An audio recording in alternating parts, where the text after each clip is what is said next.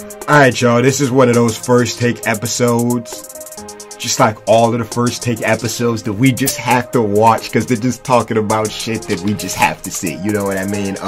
So in this one, we're going to be talking about, if you're the Cavaliers, what is the first thing you do this offseason? Who do you try and get? What move do you try and make? Like I said, we have to watch this because I personally feel like we need PG-13. Chris Paul coming off the bench. D-Wade coming off the bench wouldn't be bad either. But I feel like PG-13 is that motherfucker that we need. That can score a hella. That'll fucking throw off KD a little bit. That'll fucking counter, not even throw off. That'll just counter that KD bullshit a little bit. So anyways, we're going to watch it. We're going to see what they got to say. Let's get started. If you're the Cavs, what's the first move you're making heading into the offseason? Let's do it.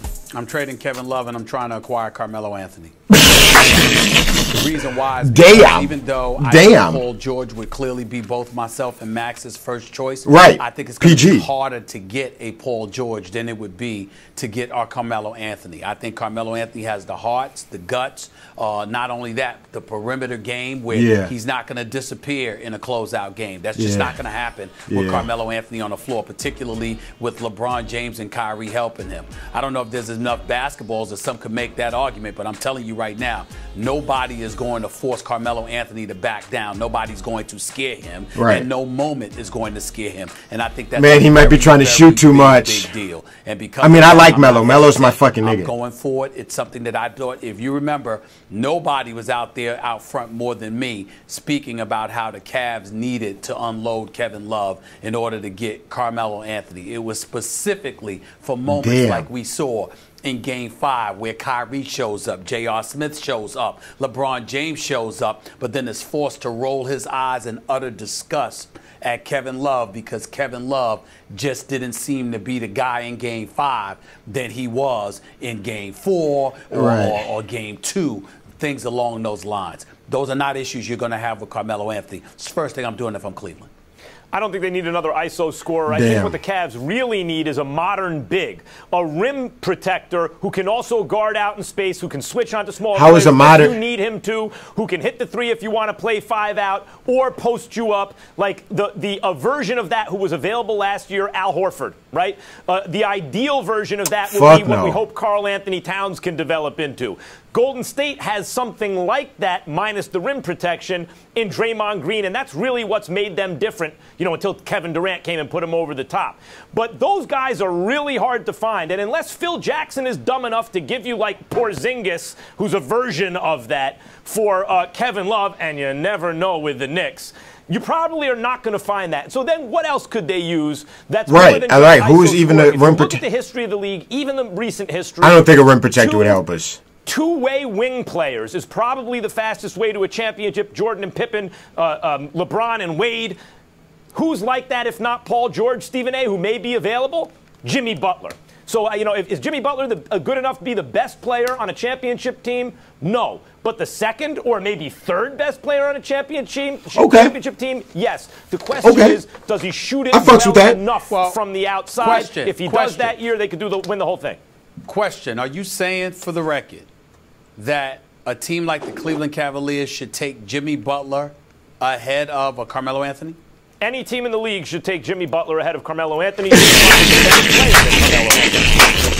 Really? Offensive player than Carmelo Anthony? No, but a better player, and he doesn't need the ball. Doesn't need a better defender. He's clearly a better defender. I think Max is right. I think Jimmy Butler is all around a little bit better than Carmelo. But at the same time, I feel like the Cavs could use Melo more. He has my respect, no question. I love Jimmy Butler.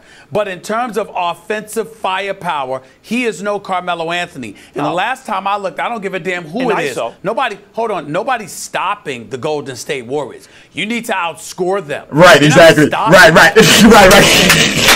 Go ahead. I don't think Carmelo makes the the Cavs offense better. He's a better ISO scorer than Kevin Love. He clearly makes them better. But as a piece in an offense, Kevin Love gives them offensive rebounding, outlet. That is a good. That is a good point. That is a good point. Kyrie is such an ISO player. If they could keep Kevin Love and have Carmelo, it would be lit. What they don't need is another high usage ISO player. They need a complimentary piece. Once again, let another level of disrespect towards Carmelo Anthony, because this is what people are assuming. They see Carmelo Anthony as the #1 option in New York. ISO ball, and they look at him in his days with George Karl in Denver, and they think that's all there is. Carmelo Anthony knows how to be unselfish. Carmelo Anthony knows how to catch and shoot. He knows how to not hold the ball for 20 seconds in order to score, and playing with LeBron James.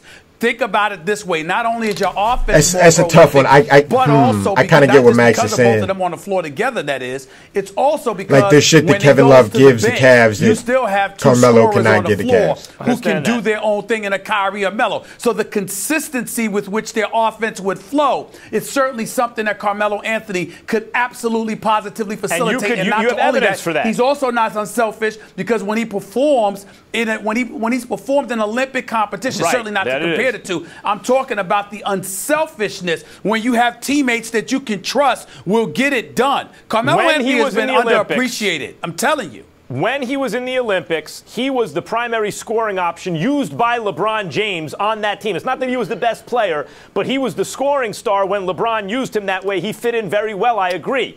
But now you have yet another defensive weakness on the team. Even if he turns into much less of an ISO player and can fit in the offense, he does rebound the ball and doesn't do not the outlet passer that Kevin Love is, or the offensive rebounder, or the outside shooter. But he's a better overall